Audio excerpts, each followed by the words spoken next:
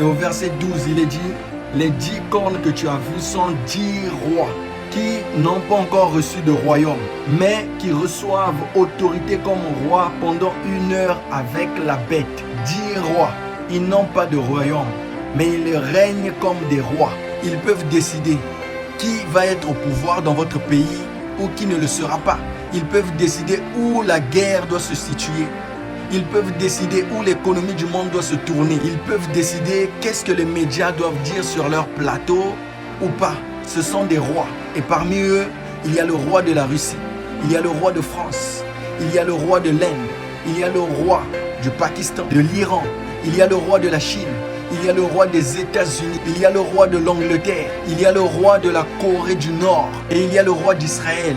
Remarquez que la Bible dit qu'ils n'ont pas de royaume, mais ils règnent comme des rois.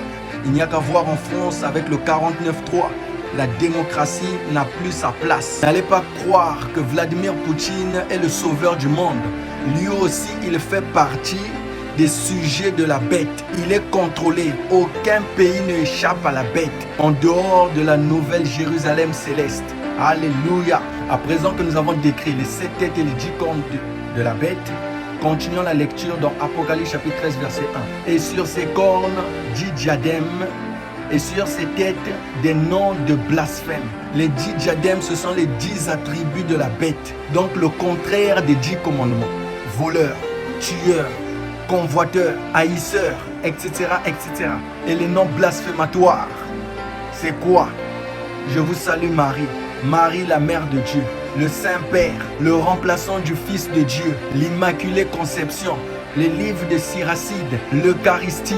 Tout ça, ce sont des noms blasphématoires qui blasphèment contre Dieu et sa parole. Au verset 2 d'Apocalypse chapitre 13, la bête que je vis était semblable à un léopard. Apocalypse chapitre 17 verset 9 nous dit que la bête c'est la femme. 2 Corinthiens 11 verset 2 nous dit que la femme dans la Bible c'est l'église. Donc en remplaçant bête par église, on dira l'église que je vis était semblable à un léopard.